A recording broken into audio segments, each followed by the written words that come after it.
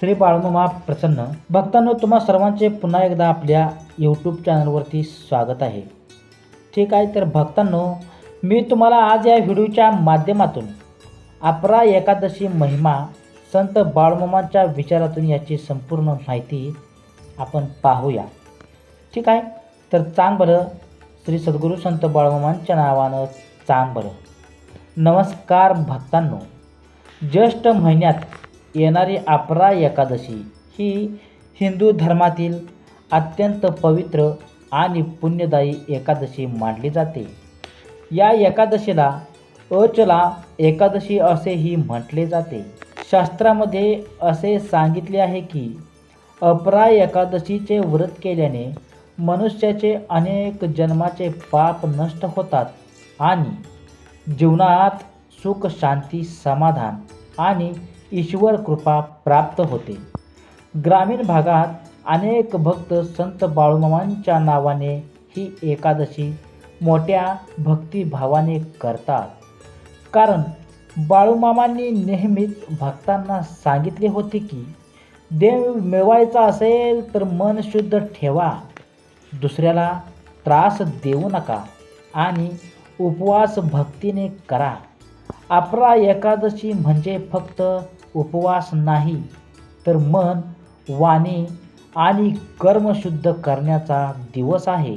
अपरा एकादशी म्हणजे फक्त उपवास नाही, तर मन, वाणी आणि कर्म शुद्ध करण्याचा दिवस आहे. या दिवशी केलेली प्रार्थना आणि सेवा मनुष्याचे जीवन बदलू शकते असे मानले जाते. भक्तांनो, अपरा एकादशीची पौराणिक कथा काय सांगते? प्राचीन काळात महिध्वज नावाचा एक धर्मात्मा राजा होता. तो अत्यंत दयाळू आणि ईश्वर भक्त होता.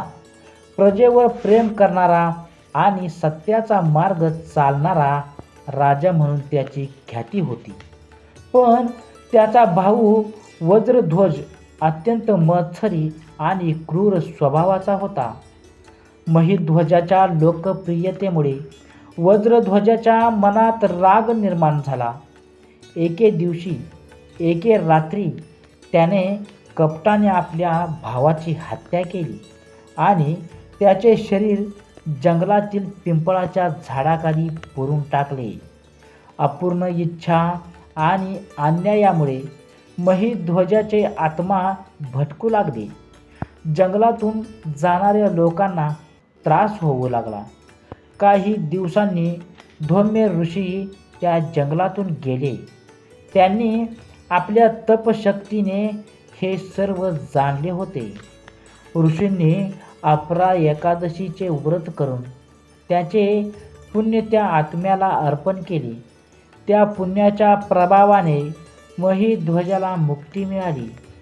ही कथा आपल्याला सांगते की अपरा एकादशीचे पुण्य अत्यंत मोठे आहे. हे व्रत केल्याने पाप नष्ट होतात आणि आत्म्याला शांती मिळते. मित्रांनो, भक्तांनो, संत बाळूमामांच्या विचारातून अपरा एकादशीचे महत्त्व सांगायचे झाले तर संत बाळूमामा नेहमी आपल्याला भक्तांना आपल्या सांगायचे की उपवास पोटाचा नसतो, तो मनाचा असतो. अनेक लोक दिवसभर उपाशी राहतात, पण मनात द्वेष, राग, अहंकार ठेवतात. असा उपवास देवाला मान्य नसतो. बाळूमामांच्या मते खरा उपवास म्हणजे दुसऱ्याला दुःख न देणे, खोटे न बोलणे, गरिबांची मदत करणे, जनावरांवर प्रेम करणे, देवाचे नामस्मरण करणे. बाळूमामा स्वतः अत्यंत साधे जीवन जगले. त्यांनी कधीही दिखावा केला नाही. ते म्हणायचे की देवाला मोठे नैवेद्य नको, भक्ताचे स्वच्छ मन हवे असते. अपरा एकादशीच्या दिवशी जर एखाद्या गरिबाला दान केले, एखाद्या भुकेल्या प्राण्याला पाणी दिले, किंवा एखाद्याचे दुःख कमी केले तर ते 1000 पूजा करणे इतके पुण्य मिळवून देते असे मानले जाते.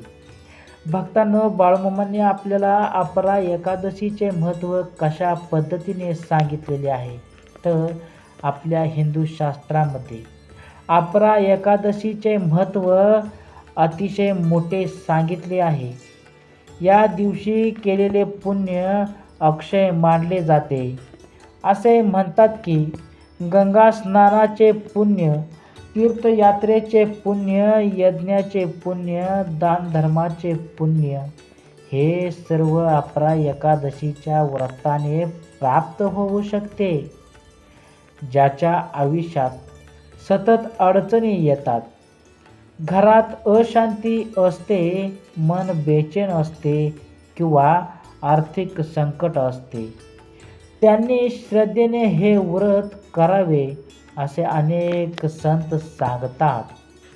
अपरा एकादशी कशी करावी तर बघा, याची संपूर्ण माहिती मी सांगतो. पहाटे लवकर उठून स्नान करावे, घरातील देवघर स्वच्छ करावे, भगवान विष्णू, विठ्ठल किंवा आपल्या कुलदेवताची पूजा करायची आहे आपल्याला. तुळशीला पाणी घालावे आणि दिवा लावावा. ओम नमो भगवते वासुदेवाय नमः या मंत्राचा जप करावा. बाळूमामांचे भक्त श्री बाळूमामा जय बाळूमामा असा जपही करतात. दिवसभर शक्य असल्यास उपवास करावा. काही लोक फळाहार घेतात तर काही जण निर्जल उपवास करतात. पण शरीराची क्षमता लक्षात घेऊनच व्रत करावे. संध्याकाळी हरिपाठ, भजन, कीर्तन किंवा देवाचे नामस्मरण करावे. तर या एकादशीला काय आपल्याला करायचे नाही? या दिवशी राग, भांडण, बोलणे, वाईट बोलणे आणि दुसऱ्याचा अपमान करणे आपल्याला टाळायचे आहे. मांसाहार, मद्यपान आणि वाईट सवयीपासून दूर राहायचे आहे. खोटे बोलणे, फसवणूक करणे किंवा कोणाचे मन दुखावणे हे पाप मानले जाते. बाळूमामा म्हणायचे, देवापुढे नामस्मरण करून बाहेर पडल्यावर जर माणसाला त्रास दिला तर पूजा व्यर्थ जाते. अपरा एकादशी आणि दानधर्म आपल्याला कशा पद्धतीने करायचा आहे तर भक्तांनो, या दिवशी दान करणे अत्यंत शुभ मानले जाते. अन्नदान, वस्त्रदान, गायीला चारा, पक्ष्यांना पाणी, गरिबांना मदत या सर्व अत्यंत पुण्याचे कार्य मानले जाते. बाळूमामा स्वतः गरीब, शेतकरी आणि जनावरांवर खूप प्रेम करायचे. त्यामुळे त्यांच्या भक्तांनी या दिवशी एखाद्या गरजू व्यक्तीची मदत करावी असा संदेश दिला. अपरा एकादशीचे आध्यात्मिक रहस्य. भक्तांनो, काय आहे रहस्य तर अपरा एकादशी आपल्याला संयम शिकवते. भूक सहन करताना माणूस आपल्या इच्छावर नियंत्रण ठेवायला शिकतो. मन शांत होते, विचार पवित्र होतात. भक्तांनो, जेव्हा मनात देवाचे नाम असते तेव्हा भीती कमी होते आणि आत्मविश्वास वाढतो. संत सांगतात की उपवास म्हणजे आत्म्याजवळ जाण्याचा मार्ग आहे. तर घरात आपल्याला सुखशांतीचे उपाय कशा पद्धतीने करायचे आहेत? अपरा एकादशीच्या दिवशी घरात तुपाचा दिवा लावावा. तुळशी समोर बसून विष्णू सहस्त्रनाम किंवा हरिपाठ म्हणायचा आहे. घरातील सर्वांनी एकत्र देवाचे नामस्मरण करावे. शक्य असल्यास गाईला भाकरी खाऊ घालावी, मुंग्यांना साखर टाकावी. हे उपाय घरातील नकारात्मकता कमी करून सकारात्मक ऊर्जा वाढवतात असे मानतात. तर बाळूमामा नेहमी सांगायचे, बाळूमामा आपल्या भक्तांना संदेश सांगायचे की देव दूर नाही, तो भक्तांच्या चांगल्या कर्मात आहे. जर एखादा माणूस रोज देवपूजा करत असेल पण दुसऱ्याला त्रास देत असेल तर त्या भक्तीला अर्थ नाही. अपरा एकादशी आपल्याला चांगला माणूस बनवायला शिकवते. भक्तांनो, मनात दया, प्रेम, क्षमा आणि श्रद्धा ठेवली तर देवाची कृपा कायम राहते. तर अपरा एकादशीचे फल आपल्याला कशा पद्धतीने मिळते? श्रद्धेने जर आपण हे व्रत केलं तर भक्तांनो मानसिक शांती मिळते, पापांपासून मुक्ती मिळते, घरात सुख समृद्धी येते, नकारात्मक शक्ती दूर होतात, ईश्वरावर विश्वास आपला वाढतो असे धार्मिक ग्रंथामध्ये सांगितले आहे. तर भक्तांनो, अपरा एकादशी ही केवळ धार्मिक परंपरा नाही तर आत्मशुद्धीचा उत्सव आहे.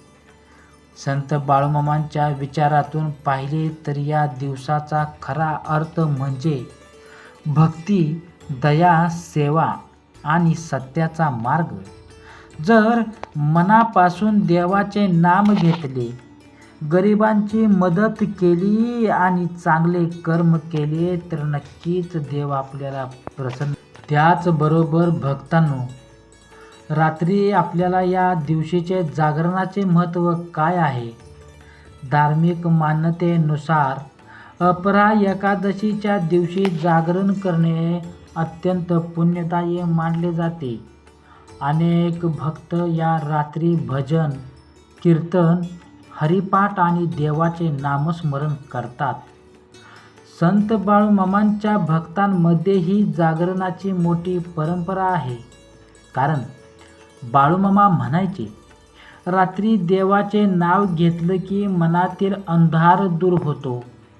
रात्रभर जागरण करणे म्हणजे फक्त झोप नाही तर मनाला देवाच्या चरणी लावणे होय. या रात्री अनेक गावांमध्ये टाळ मृदुंगाच्या गजरात भजन केले जाते. रामकृष्ण हरी, विठ्ठल विठ्ठल आणि जय बाळूमामा अशा जयघोषाने वातावरण भक्तिमय होते. अनेक वृद्ध लोक सांगतात की ज्या घरात एकादशीला जागरण होते त्या घरात नकारात्मक शक्ती टिकत नाही. तर भक्तांनो, या दिवशी आपल्याला जनावरांची सेवा सुद्धा करणे खूप शुभ मानले जाते. संत बाळूमामा हे मेंढपाळ समाजाचे दैवत मानले जातात. त्यांनी आयुष्यभर मुक्या प्राण्यांवरती प्रेम केले. त्यांच्या मेंढ्यांवरती, गायींवर आणि बैलावर त्यांचे अपार प्रेम होते. बाळूमामा म्हणायचे, मुक्या जनावरांची सेवा केली की देव स्वतः प्रसन्न होतो. म्हणून या दिवशी गायीला गूळ भाकरी खाऊ घालणे, पक्ष्यांना दान टाकणे किंवा तहानलेल्या प्राण्यांना पाणी देणे अत्यंत पुण्याचे काम मानले जाते. आजच्या काळात अनेक लोक मंदिरात मोठे दान करतात पण बाहेर भुकेले प्राणी दुर्लक्षित राहतात. बाळूमामांच्या विचारानुसार खरी भक्ती म्हणजे दया. अपार एकादशी आणि शेतकऱ्यांचे जीवन कशा पद्धतीने होते तर ग्रामीण भागात अपार एकादशीला विशेष महत्त्व आहे. शेतकरी वर्ग हा दिवस श्रद्धेने पाळतो कारण शेतकरी निसर्गावर अवलंबून असतो. पाऊस, पीक आणि जनावरांचे हेच त्यांचे जीवन असते. बाळूमामा शेतकऱ्यांच्या दुःखाला खूप समजावून घेत असत. ते म्हणायचे, कष्ट करणाऱ्या माणसांवरती देवाची कृपा असते.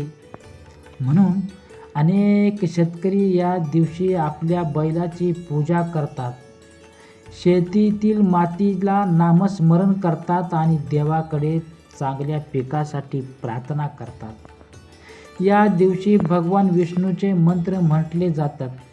ओम नमो नारायणाय, ओम नमो भगवते वासुदेवाय नमः. हे मंत्र मन शांत करतात असे मानले जाते.